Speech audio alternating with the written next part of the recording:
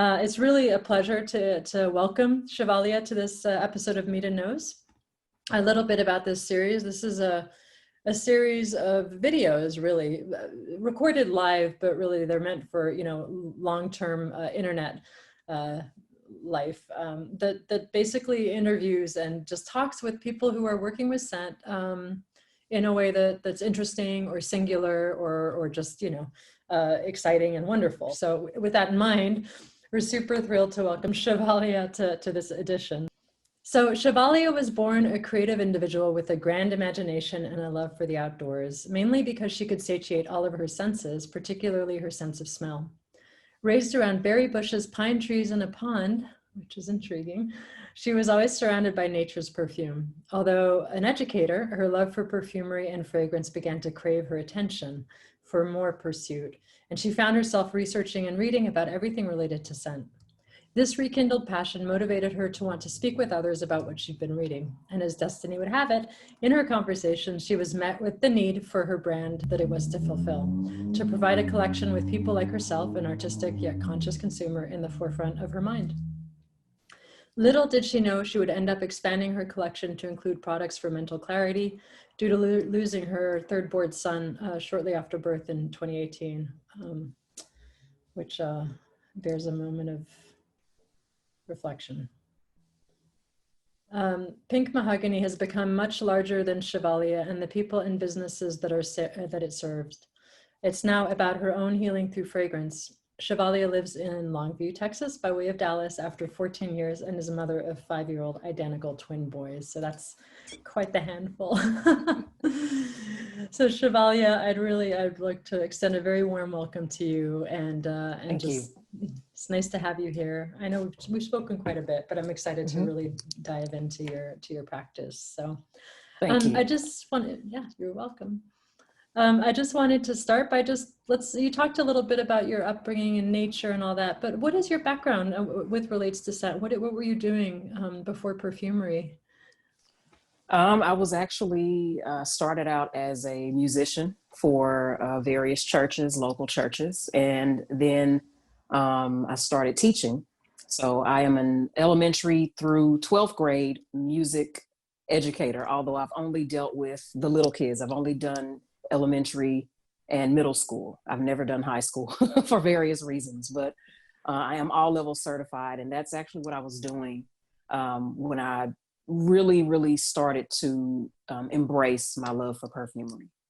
Yeah, and what was it because you obviously, grew up being very aware of scent, and, a lot of perfumers say that, so, but not, a lot of people say that, but not a lot of people go there, they don't embrace it as adults. So what was it that sort of triggered this decision to start working with scent, in addition to your teaching? It was a number of things. Of course, just a growing interest, I would say, and I try to kind of put it off on the back burner because I knew that it was an expensive habit to purchase samples or to even purchase full-size bottles, but it just didn't go away. And once I started talking to people, because I always like to converse with people, and just kind of see what their likes are, what their dislikes are, whether it was at events or at school functions. And for some reason, in almost every conversation, fragrance would come up, whether it was them complimenting me or me complimenting them, or maybe talking about the actual aroma in the room where we were. It just always came up in conversation. And one thing that I noticed that was consistent is that someone would usually make a remark like, I can't wear perfume, or it's too strong, or it makes my head hurt, or something on the adverse side. And I was like, oh man, well, that's quite unfortunate for somebody that really loves all things fragrance. And it kind of led me to want to start researching about why that was. Now, mind you, I had no idea where to start, but shortly after these conversations ensued, I had the worst, I guess it was an allergic reaction, but it was the worst reaction I've ever had to a scent. And it was a plug-in. I'm not going to say the brand name, but I'm sure we can use deductive reasoning. But I was using this particular plug-in in my apartment at the time because my upstairs neighbors cooked very fragrant meals and it would come through the vents. So I was like, I have to have something that is going to cut this smell. I mean, it's okay when I'm eating, but when I'm trying to go to sleep and to consistently smell the aroma of different spices, it was too much. So I went and bought plug-ins and just cranked them up and would leave them on during the day when I was at work. And I started noticing that every day when I would come home from teaching, within 20 minutes or so, I would start coughing uncontrollably or sneezing, eyes watering, headaches, all the works. And I had no idea what was causing it. Didn't think about the plug-in, but I was like, okay, there is something. I thought it was mold because I'm highly allergic to mold. So I'm looking all in the corners in the ceiling, trying to see, okay, is there mold here? I had the manager to come out and they were like, no, there's no mold here. Still not thinking about the plug-in. So one day I was like, you know what? I'm just going to unplug this just to see. And within moments, my cough subsided, headache went away, eyes stopped watering, stopped sneezing. And I was like, okay, what is in this that's causing this reaction in me? I've talked to people, you know, they've expressed having some adverse reactions, but after it happened to me, I was like, okay, I really need to figure out what this is because this is not good. I don't have asthma, but it really made me feel like I did. And I started researching about like possible carcinogens and just chemicals in fragrance. And this one word that I did not know how to pronounce at the time, phthalate, which when you look at that word, I wanted to say. You've learned obviously since. Right. I was like, how do you say this? I even went to YouTube, try to put the word in to see if I could pronounce it correctly. And I was like, okay, what is that? So I started researching about phthalates and realized that they were used really heavily at that particular time. Mind you, this was around about 2008, between 2008 and 2010. And phthalates were used really heavily then during my research is what I found to extend the life of a fragrance so that they could use, you know, cheaper ingredients and mark the prices up and make people feel like it lasts a long time, which it did, but at what cost? So I was like, okay, this is not necessarily the best information, but I wanted to use that to my advantage. So I was like, I don't know where to start. I just know what I like to smell. So I started purchasing materials from Perfumers World in Thailand at the time. This was before they had the Perfumer Studio. Yeah. So I was waiting for these materials to come. It would be weeks at a time. And I just started trial blending using the Jean Carl's method with Perfumer's Apprentice. And just to kind of see if I could create something that smelled good that didn't have phthalates. So I used as minimal ingredients as I possibly could. And I started beta testing on myself, of course, on friends, anybody that was willing, that I was close to. And they were like, you know what, I think that you're onto something. So I had them to wear it out, wear my creations out, and they were getting compliments. And I was like, okay. And I didn't have to use phthalates to get the longevity that I was looking for. I just increased the amount of base notes that I used. So it was kind of heavy on the base notes. I kind of worked in reverse. Base notes heavier, middle notes still the same, and then top notes lighter because I wanted to just play around with the method and go backwards and forwards and see what results I would come up with. And after I started patronizing some events and people started kind of learning about me locally, I was like, okay, then I'm going to really pursue this all while I was teaching. So a lot of late nights and early mornings, because I was also trying to have a health regimen as well. And that pretty much led to the inception of Pink MahogHany. I already had the name, but I didn't think that I would have an actual fragrance, you know, really ever. It was just going to be a hobby and just me creating things for myself and people that I was close to. So that's what really led to me wanting to create a brand out of it after talking with so many people that swore up and down that they would never be able to wear fragrance. And now those same people are able to wear fragrance knowing that they're not going to have the sensitivities. Yeah, that's rad. I mean, it's really interesting to hear that you came to it out of a sort of like a self need, you know, like you were having yourself an adverse reaction. And I don't know if you come across this, but I do, like in the perfume world, you know, people in perfumery are often like, oh, these adverse reactions, you know, people are exaggerating. And, you know, it does happen, you know what I mean? Like I've had it too. And it's nice to hear someone who comes to it having experienced that feeling, because it sucks. It feels like crap, you know, like when you're sneezing and your eyes are watering and whatnot, you know? Right. Did you start off making mostly sort of ambient environmental scents, or was it immediately sort of fine fragrance? It was immediately fine fragrance. I actually started with uh I would say more masculine scents only because they were heavy on the base notes. Right. They were a little bit more dark and a lot more rich than what we would consider a more lighter or feminine, Yeah. leaning towards the feminine scent. So yeah. Yeah, I tend that way myself. I'm always working with the sandalwoods and the cedars and the ouds. Yeah, I don't know. I mean, I don't know. I'm curious about your perception of this, but I have a really hard time with. I'm not a perfumer, you know. I'm a nonprofit administrator, but I'm always in the materials in the lab, you know. And I have a really hard time with top notes. Like, I don't know what to do with top notes. Like, do you gravitate towards base notes for that reason, or is it just because it's your aesthetic?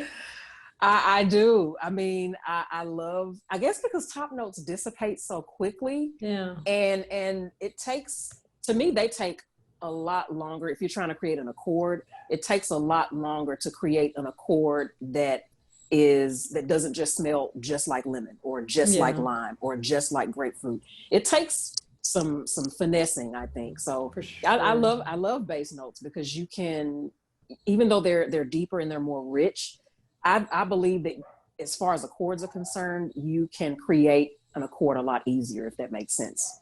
Yeah, Than yeah, it top makes total notes. sense to me. Yeah. Okay, cool. I'm glad I'm not the only one. No, you're not. I don't know. No one ever talks about it. Everyone's like, "Oh, this is perfectly," Right. you know. You're like, "How did you do that?" You know. Right. What are some materials you're excited about? Right. We're gonna get back to your history, but since we're on the topic of blending, you know, what are some materials you're excited about right now? Like, what's on top of mind for you right now from an olfactory perspective? I'm looking at some now. I just purchased some essential oils from, I'm looking at the name. I don't have my glasses on. I took them off purposely. This is Floriana in France.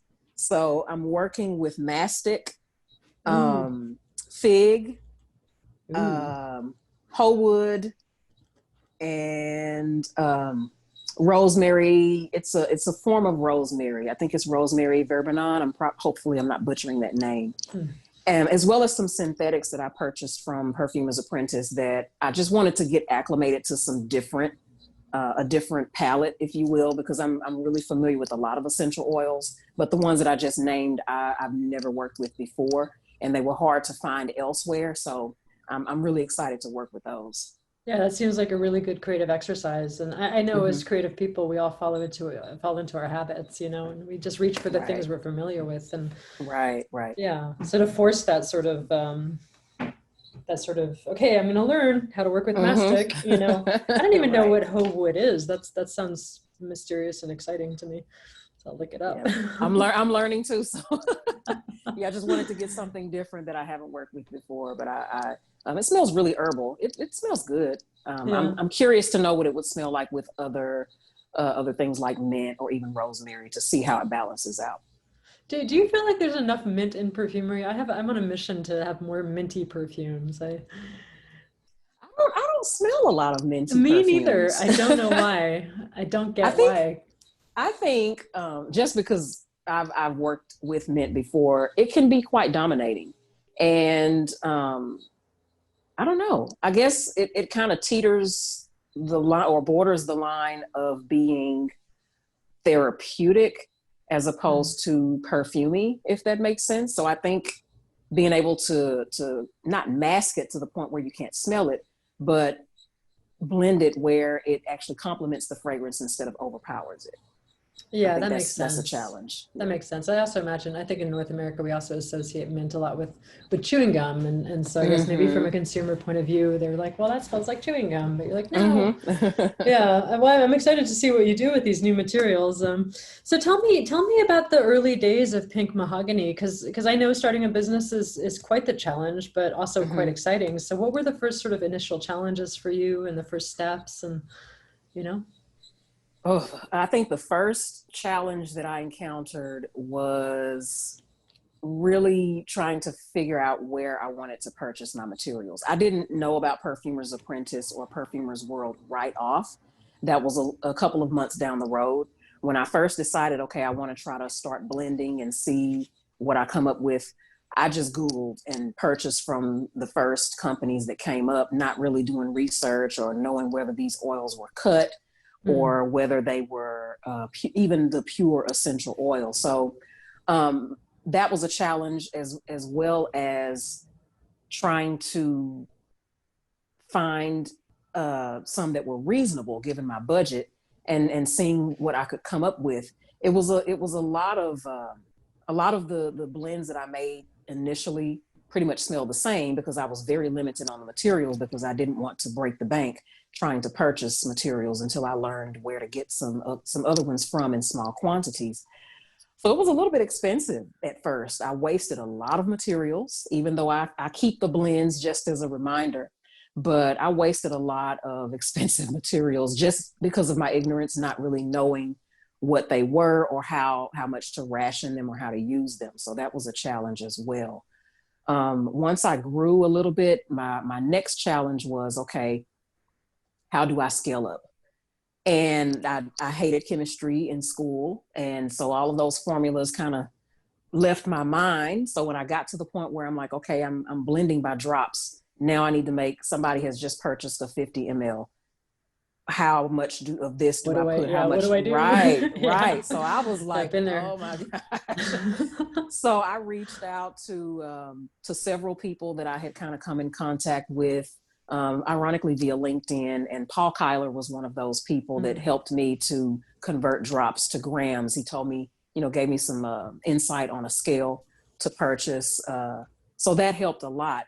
But that initial learning curve of going, because I had done drops so long, up to 200, counting 200 drops, making sure the door is closed, no distractions, phone off, so that I don't accidentally miscount and mess up the whole blend. So that was a challenge as well. I think that was probably the biggest challenge, was trying to convert drops to grams, because in my practice, what that meant was every formula that I had made in drops, to scale up, I actually had to, this is the way I did it. I counted those drops out so that I could get the grams, the equivalent gram weight. And it was cumbersome. It was very cumbersome. But once I, got a little bit more acclimated to that process, now I go a lot faster. And I talk to a lot of people who are starting out, and they work in drops. So now I try to help them. Please, if you can, go ahead and start, even if it's 2 drops of lemon. Convert those 2 drops of lemon to grams. It will help you in the long run. Then you can just plug in the formula and go from there. But that was the biggest challenge, I think. Yeah, I think that's something that a lot of new perfumers face, And so would you advise new perfumers to start to just buy a scale and just go for it? Yes. Yeah. Okay, yes, good. Because so do I. Definitely. Yeah. And there's affordable scales out there. I mean, it can be intimidating, I think, but yeah, you can find, I mean, we have these ones at the Institute that I just love, and they're called iBalance 101, and they're just workhorse. They're like the Toyota Tercel of scales, they're cheap, they're cheerful, and they work, I'm trying to see if that's the brand. I think that's the brand that I have. Or it goes to like 3 past the dot or whatever, the decimal. Yeah. There's a question from Anjali before we go further. So the question is, do you create an accord and then blend with the accord, or do you add individual components to the blend itself? So once you've created an accord you like, do you just treat that as 100%? I guess this is getting a little bit into the weeds about how you work, but that's fun to talk about. So do you have an answer for that? It depends on the fragrance, actually. Sometimes I want to create a fragrance and I already know the notes that I want to use. So an accord, in my opinion, is not necessarily needed. I would work with those materials individually. So say, for example, with one of my perfumes, Posin Cornome, there are no accords per se. However, I knew that I wanted to use a synthetic grapefruit, methyl pamplemousse. I knew that I wanted to use real grapefruit. I also knew that I wanted some overtly sweetness, malted sugar is what I call it.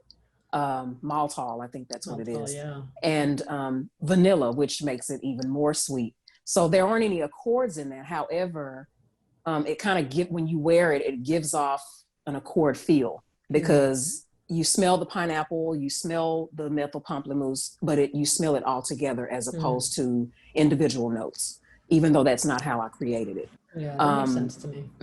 With one of my more masculine perfumes, French Cuffs, I did create that based on accord, so it is a little bit more rich.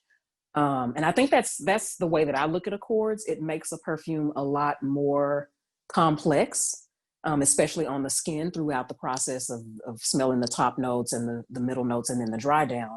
I created French Cuffs with 2 different accords, one with like rose and juniper, and then the next accord with more of woodsy scents, like I would say woodsy smoky scents. So yeah, it just depends on, it depends on the type of fragrance or the type of feel that I'm going for, whether or not I use accords or just use the ingredients a la carte, if you will.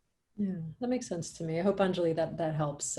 Anjali says that she loves French Cuffs. So yeah, awesome. I'll try that. It's one of my favorites. Oh, Thank you so much. It's always nice when people in the crowd have smelt it, and Right. Okay, so we were talking about your we'll get more into your practice in a minute. We were talking about the challenges of starting your business. At what point did you feel like, okay, I can relax, this is happening, like it's taking off? Was there a point at which you felt like, okay, I'm solid? Does everyone ever feel solid? Yeah. No. I think when I actually, I would say took a quick breath. I'm not going to say just sat back and was like, oh, just took a quick breath, was probably here recently when COVID-19 happened. In March. I was still teaching at the time. And that was kind of when I pivoted and geared my brand more towards the hand sanitizers as opposed to the perfumes. Right. And that kind of helped me. I don't want to say that I took a break from perfumes, but for a couple of months, that's really all that I was selling until people came back to my Etsy site to see that, oh, wow, she offers perfumes as well. So the hand sanitizers were kind of a segue into leading customers down a repeat purchase. So I think I'm still taking quick breaths in between, but not to the point where I'm like, okay, I can just kind of breathe, because it is just me. I think if I had maybe a small team, then I would be able to take those breaks a lot more, but it's just me. So emails, that's me. Responses are me.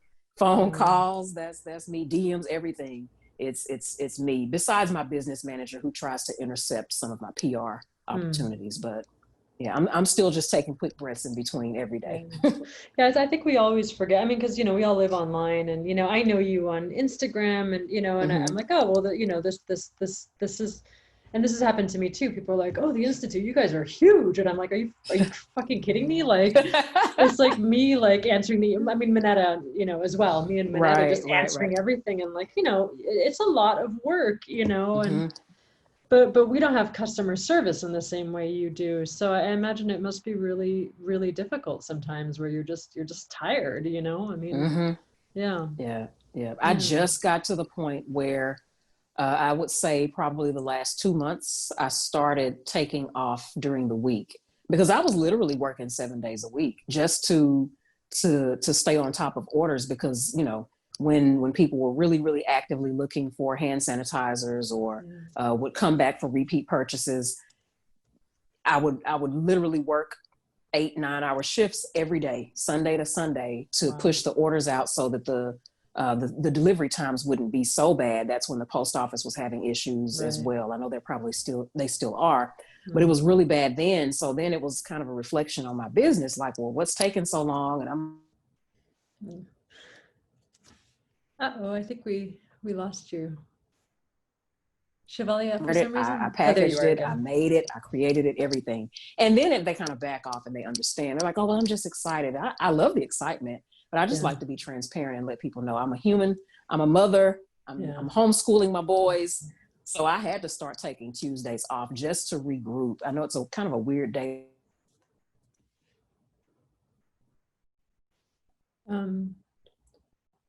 For some reason, I'm not hearing her. Is anybody else having a hard time? Email, and it's hard. It's hard to do as an entrepreneur, a sole proprietor, if you will, because I'm the type of person where I want to stay on top of everything. When I get an email, I want to respond right away. And then I saw that that's not always possible. So I have to take, and I encourage anybody, take a day to unplug from everything, social media, emails, phone calls, just one day. And the rest of the week, I think, will go a lot more smoothly. That makes a lot of sense. Chavalia, just so you know, there was a moment in there where your sound went out. Lost. I think we may have lost her. So I'm going to go through the chat and see if there are any other questions. Guys, is it me or is it Chavalia? Can you guys hear me, or are you guys able to hear me? I can hear you. You but can hear Chavalia is, kind of breaking up. Okay. From time to time, yes. Okay, so let me put something in the chat. Thank you, Anjali. Oh, and we lost her. Okay, I'm sure she'll pop back in a second. So sorry, thanks for your patience, everyone. Internet, you know. Man proposes, God disposes. Oh, there you are, Chavalia. You're back. We have she's muted. I will unmute her right now. There she is. Hey, good. Hello. I was just saying, man proposes, internet disposes. You know? Right. So there's some questions for you. Sorry, go ahead. I had actually gone through, I was in the middle of answering one about, I think it was how long has it taken me to create an accord or a fragrance? Was that one of them? Yeah, by Elle. Yeah. Okay. And I was in the middle of singing and then some craziness happened. But the longest that it's taken me to create, I'll start with an accord. I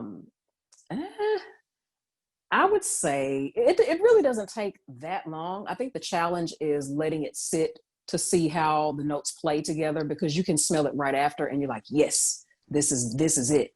And then come back after a couple of days and it's like, yeah, something is off, something is dominant. So then you have to go back and kind of revise that.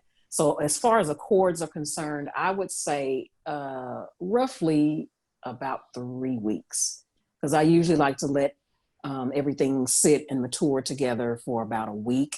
And then it's constant evaluation. And then after about 3 weeks, I can usually tell, okay, this is good. And then I go ahead and put it into the actual fragrance that I want to use it in and see if it's still good. So sometimes it may be 3 weeks, but then I have to go back and revise it if something is still kind of off once I put everything together. As far as an actual fragrance, I would say the longest that it's taken me is just to refine, because like an artist, any artist, we always want to try to go back and say, okay, let me fix that. And it may not be anything wrong with it, but we are very critical of our work. So we want it to be perfect. I would say it's taken me about 3 to 4 months. And that's only because I had 2 angles that I was trying to decide which one I wanted to choose, which was best. And that was French cuffs again. I was like, okay, do I use the accords or do I just leave it at these 4 ingredients and just leave it basic? And I chose to make it more complex. So about 3 to 4 months. Yeah, you're welcome. Makes a lot of sense. Mercedes is wondering if you have any favorite flowers. Oh, I do. You do? Okay. I do. I love Neroli. That is my favorite flower. I love jasmine too. So those are my top 2, Jasmine and Neroli. That's a nice combination, actually, because there's a sharpness to Neroli, you know, and there's sort of like a almost a fattiness to jasmine, you know, it's round, you know, that it's an interesting combo. And Lavandria is asking, are there any reference materials you used early in your journey to research scents? That's a great question. Definitely at the time, and I'm not sure if they still have this, but if they do, I would definitely recommend to sign up. Perfumers World Thailand used to have complimentary courses that they offered, and it goes through vocabulary and different materials. Of course, these are their materials, learning how to categorize them. And it's actually pretty comprehensive, even though it's a complimentary course. So I would definitely look into that. Early on, what else? The Jean Carl's method through Perfumer's Apprentice. It kind of shows how to balance out the different notes, top part notes and base notes. And it gives different formula to just kind of allow you to practice. I'm trying to think what else right off. Early on, because I have so many things in my head now that that I did not have access to early on simply because I didn't know.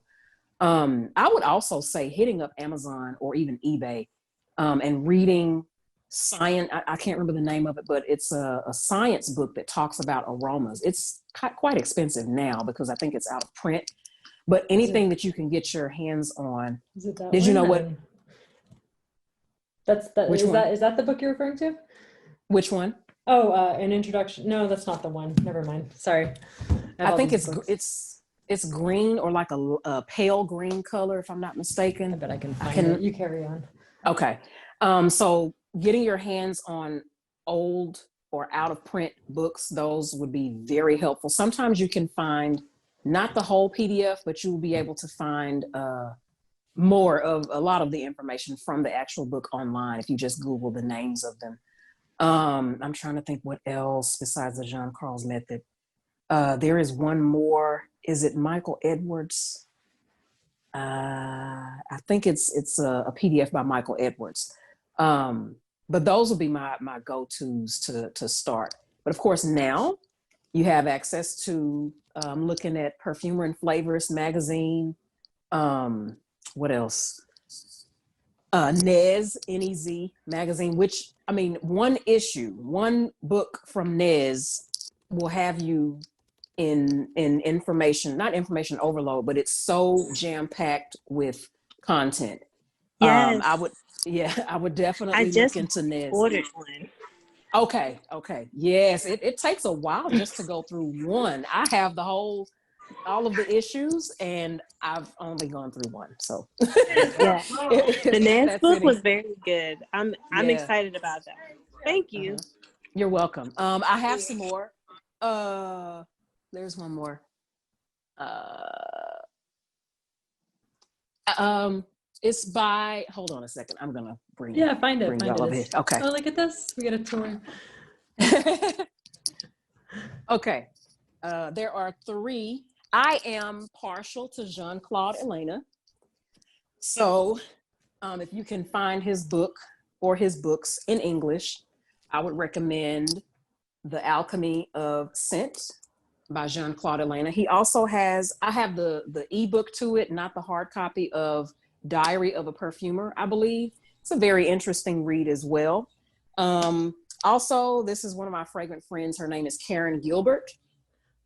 I love Karen. She's a wonderful teacher. She's been teaching for a long time. Yeah. Yes, she has. Yeah, so she's a good one. She is one that I connected with early on. I think this is Elle's question. She is one person that I connected with early on when I really didn't know much. And she was very, very helpful. Still is to this day. We've been connected well over 10 years now. And also Aphorisms of a Perfumer by Mr. Dominique Ropion. So these are my top reads that I would suggest getting your hands on. In addition to Perfumer and Flavors magazine, kind of helps you to stay up on different trends. And I think it gives inspiration. So people often ask where I get inspiration from. All of these books that I read, and sometimes just walking outside and phantom smelling something, or I'm not a synesthete, but I do communicate fragrance-wise with colors or with songs, or I just try to be open to receiving any inspiration and not shut myself out regardless of the way that it comes in. So hopefully that was helpful in my. That was amazing. In my rambling. You have the books right next to you too. You're like, let me show you. Because I have the same. I have books here. I have books here. So the inspiration question sort of segues into Anjali's next question, which is, what is your creative process for inspiration? How do you decide what to create? What makes you decide on the one thing? Like I said, I get inspiration from everything. Sometimes I can be, for lack of a better location, in the tub. Water, for some reason, really gets my creativity flowing. So I actually enjoy taking baths as opposed to showers because it's quiet when the boys are not banging on the door, of course. Right. And it kind of gives me a time to just let my mind wander. And wherever it wanders, sometimes I have to get out of the tub and jot down what I actually thought about so I don't forget. But I stay open. And sometimes there's a material that I want to work with to challenge myself, just to see how well it works with other materials and to see if it smells like something that I may not have smelled before, but it's still pleasant. Another way that I gain inspiration, of course, is through meditation and prayer, which I think are one and the same. I like to, even when I'm working here in my office, I don't usually play music. I may listen to something inspirational prior to, but it's usually quiet without, with the exception of the vent, just natural noises, because I work best that way. And I'm also a lot quicker when there's not any additional background noise, if you will. I also get inspiration from my boys because they, children are very curt. They will say what they mean and mean what they say. And then they don't think that it may be rude or, not necessarily the nicest thing to say, Mommy, what's that? Why does that person smell like that? Or what is that? Or, they'll tell each other, why, what, you stink or something. So I get inspiration from their honesty and their candidness and just a number of things, nature, just driving, colors, all of those things inspire my creative process. Yeah, like artists. I mean, I love that about artists is things can trigger inspiration and the things, totally unexpected things, like, a couple of pencils like sitting together. You're like, oh, that's interesting, So that's and cool. See, just as you said that, now I smell wood. Oh yeah, well, here we go. You can smell. So that explains part of my process. I get it. I'm inspired now to create something that smells like lead or pencil. So cool. Well, good. So I hope Anjali, that covers your question. Mercedes had a follow-up to our flower question, which was, why do you like Jasmine and Neroli? What is it about them that you dig? I just love the way they smell. I love the way they make me feel. And there are two fragrances, actually one fragrance with Neroli that comes to mind by Atelier Cologne called Grand Neroli. And when I first smelled it, I was like, oh my goodness, I love this. I think I was in Bergdorf Goodman, and it's when it first came out. And I didn't really know much about Neroli at the time. And I was like, I bet that smells. I'd already made a prejudice against the fragrance. And I was like, they were asking me if I wanted to smell it. No, thanks. And they were like, well, it's one of our top sellers. And I said, okay, I'll smell it. And when I smelled it, I was like, oh, wow, this is a really nice fragrance. So then I purchased another fragrance. I can't remember what it was. It was a sample. It was in a sample set that I purchased from Lucky Scent, just to compare, to see if it had kind of the same smell. It was a little bit more sharp, but I still like the smell. So I attribute Neroli to Grand Neroli from Atelier Cologne. That's just where my mind goes when someone mentions that flower. And as far as jasmine, I think that it's just one of those flowers that is really interesting to work with, whether it's jasmine and oud or jasmine and a citrus. It just has a nice roundness to it and a softness that I really appreciate. Let me ask you something. Do you often, this is a question I'm curious about, because my husband's a designer and he's always being confronted with other people's work, and it can be really discouraging and sometimes really encouraging for him. So how do you relate to sort of other people's perfume? Do you smell as much as you can, or do you try to sort of focus on your own practice?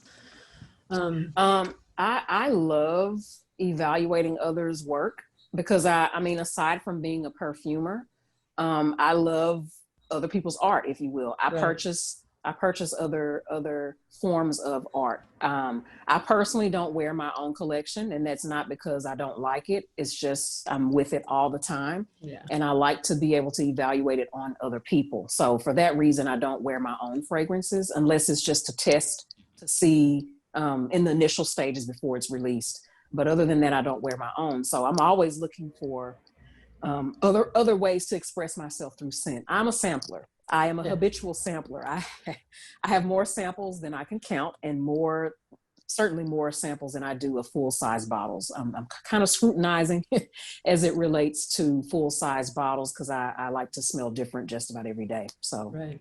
Yeah, samples are more conducive to that.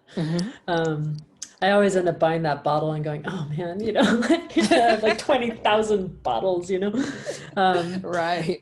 So Elle wants to know, regarding your materials, are you are you a perfumer working both with naturals and synthetics, or how do you relate to to the materiality? I think both, right? Because you said it earlier, but yes, tell us a bit about that.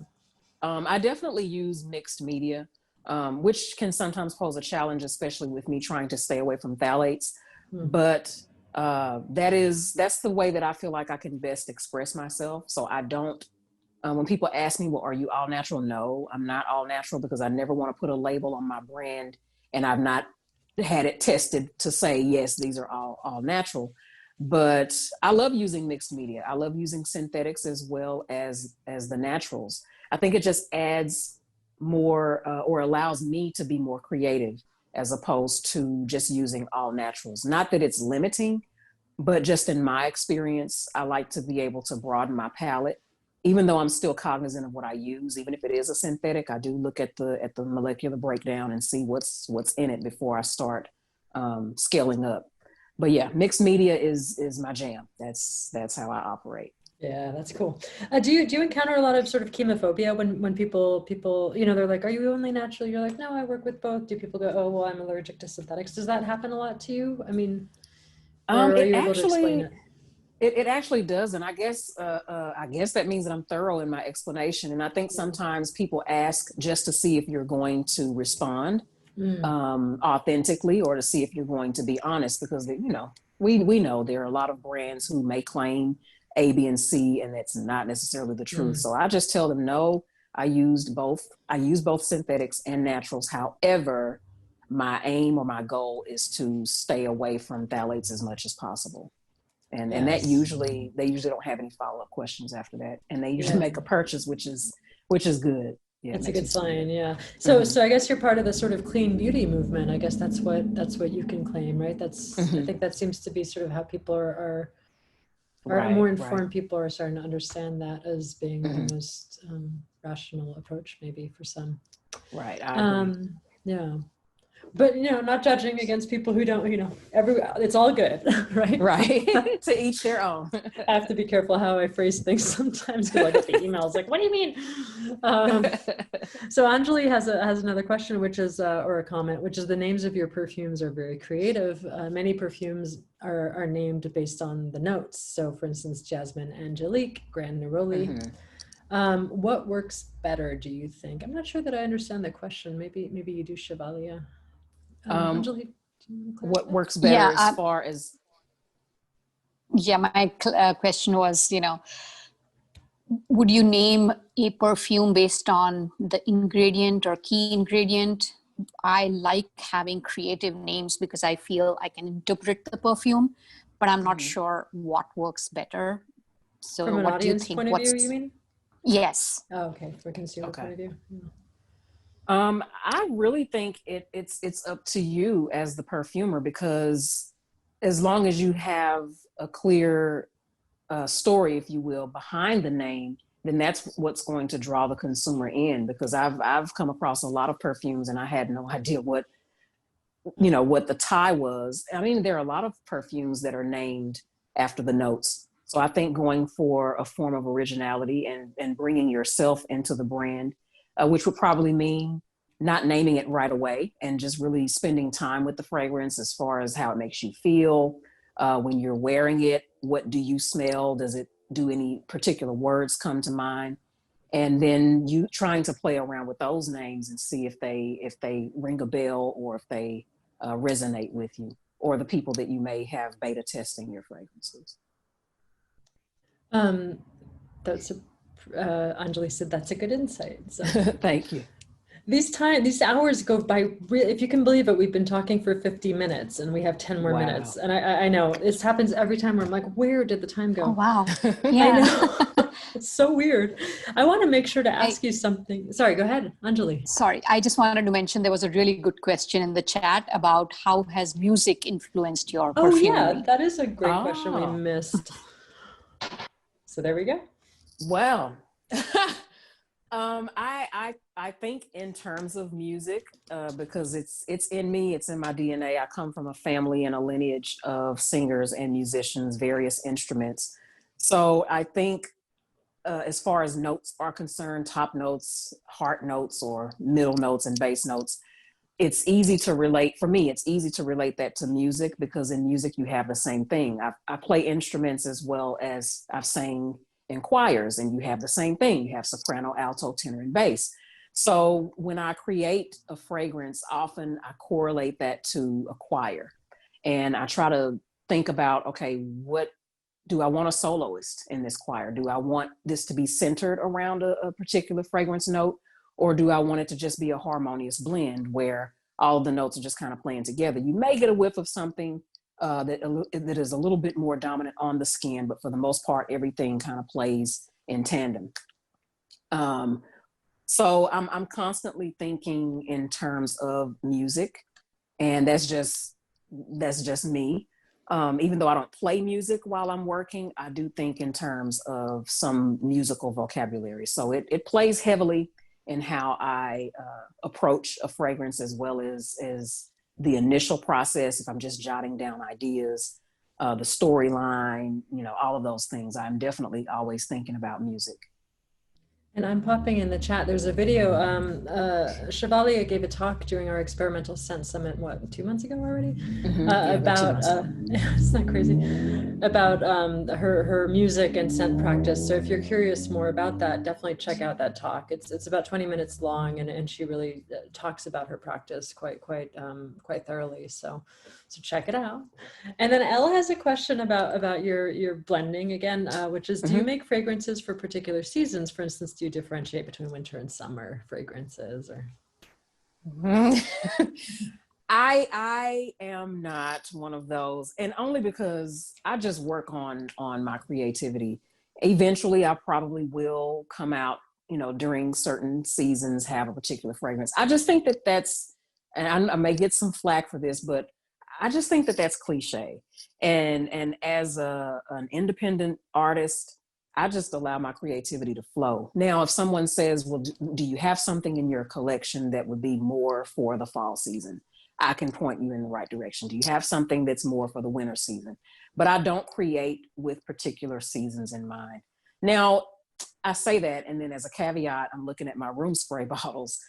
So with the room sprays, they're a little bit different. I do try to create according to the season, but I already have the collection. I haven't created a new room spray in probably about a couple of months. But generally, no, I don't. It's just whatever inspiration I have at that particular time, that's what I work on, and I release it when I think that it's done.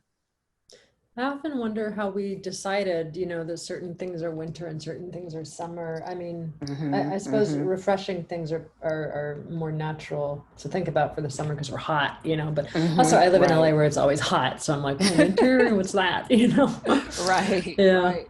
Yeah. And then I'm in Texas where the weather is extreme. I don't know what it is outside now. It could be back to 80 degrees. I have no idea. Oh my God. Anjali is curious about your lab work. So your lab setup. So do you have a separate lab? Does the perfumery affect your family in terms of aromas floating around? That's a really interesting question, actually. How does your family relate to this practice? I'm sure they love it, but they do. And now that I have my own office space with wonderful ventilation, I don't have to take anything home, or unless when I go home, I may smell like something that I'm working on, but it doesn't affect them in that regard. Except when they come here to visit. But I mean, for the most part, it doesn't affect my family. There was a two-part question. What was the other part? Yeah, well, the first part was, do you have a separate lab? And it sounds like you do. Oh, okay. Yes, I do. Yeah. Yeah, because I certainly know for some artisan perfumers who are just starting out, for instance, they're often working from home, and there can be some strife. Yes. Yes, been there, done that. Yeah, me too. When I first started the Institute, we did a project with Josh Meyer, where he interpreted the smell of a cult in a movie, and it was this really, intentionally potent, painful smell. Yeah. And my husband was like, "Look, this is not cool." It's like, sorry, but yeah. Yeah. And Anjali says, "LOL, Amber Extreme." That is all I am going to say. Yes, definitely been there. That's from an Instagram post. What was the post about Amber Extreme? Really? Yeah, I was showing how I blend, or how I was starting to blend for a secret project. I'm not able to say who it's for just yet, but give me a couple months and I will be able to. And I was showing what the process was of how I get all of the materials together, and I just blend them together in equal proportions. And someone commented, and they were talking about that they did the same thing, and it was this joke about Amber Extreme being like the culprit of them trying to narrow down how to blend everything. So yeah, it is extreme. It's funny, that came up this morning where someone asked me to describe myself in scent, and I said, well, Amber Extreme, because I'm obnoxious. No offense to IFF and their lovely Amber Extreme, but wow, that thing is brutal. Yeah, it is. I wanted to ask you actually, so maybe to close out the session, because I don't want to keep you past, you have kids waiting for you and whatnot, but I want to ask you how you relate to the public versus private of your practice, because, as an independent perfumer and as a brand owner and as a, person who's running a business, like you're always in the front of camera, as it were, how do you navigate that for your own sanity, asking for a friend. Right. I might need to ask that same friend. Yeah, it's tough. I think in my case, I just try to open it up once a week where people can just ask me. This is on my personal page where they can ask questions. Of course, I use discretion, and sometimes people are a little embarrassed to ask the questions that they want answers to, so they'll DM me, and those questions don't go in my stories. But I just try to at least have one day out of the week where it's just open-ended. Ask Chavalia anything. It doesn't have to be perfumery related. And not only does that increase the engagement, but it also gives me the rest of the time to not feel like I have to be on Instagram, or I have to post, or I have to answer questions within a certain time span.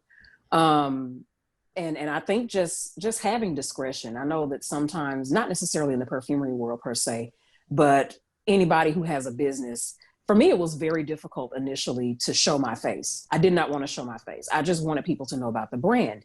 And then I fought with that, and I was like, well, how can they know about the brand and they don't know me, or at least know what I look like, or know who I am, a little bit about me, not to the point of, stalking or anything, but at least to the point where they can relate, because I felt like there was a disconnect, and it took me months. I was like, well, how can I do this? I don't want to post this to my business page. So I just created my personal page. That way I can kind of post.